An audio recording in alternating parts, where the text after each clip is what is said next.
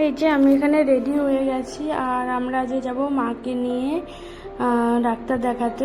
যতগুলো টেস্ট আছে সেই টেস্টগুলো করাতে যাবো। তো চলো, এখানে দেখো সবাই রেডি হয়ে গেছে, আর আমাদের দেরি হয়ে গেছে। আমাদের ক্যাব বুক করেছি আর ক্যাব চলে এসেছে, তার জন্য সবাই তাড়াতাড়ি করছে।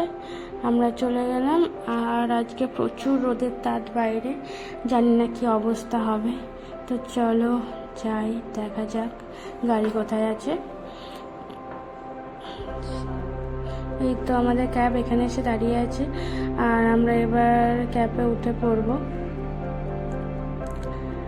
ভাগ্যিস এসে আছে, না হলে আজকে তো যেতাম, যা গরম পড়েছে।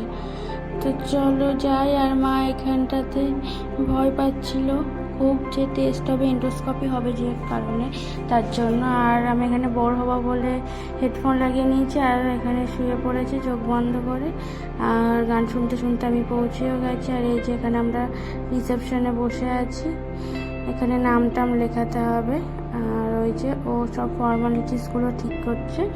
আর এই বাইরের ভিউটা দেখো, জাস্ট দারুণ ছিল। গাছের ফুলগুলো এত সুন্দর লাগছিল। এই যে, তো চলো বসে থাকতে থাকতে অনেকক্ষণ বসার পরে আমাদের টেস্ট হলো মায়ের। আর এইখানে রাধাকৃষ্ণ ঠাকুর ছিল, একটা ছোট করে ক্লিপ নিয়েছে, খুব ভালো লাগছে ঠাকুরটা দেখতে, তার জন্য। আর এই যে টেস্ট, যেহেতু খালি পেটে টেস্ট করতে দিয়েছিল, তাই আমরা এখানে চলে এসেছি বাইরে কিছু খাবো। আর রাস্তার পাশেই বসেছি।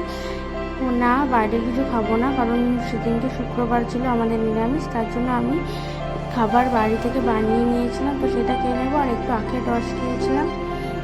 আর এই যে আমরা তারপরে আবার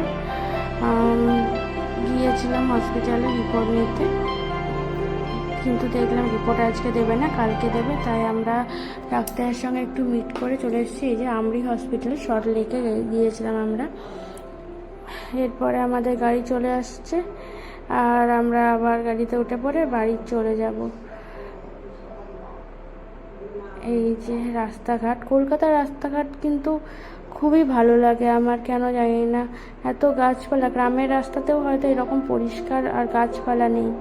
তো যাই হোক, আজকে এইটুকুই, ছোট্ট একটা ভিডিও তুলে ধরলাম তোমাদের কাছে। তো ভালো লাগলে কমেন্ট, লাইক, শেয়ার করে দিও। টাটা, বাই বাই, সবাই ভালো থেকো।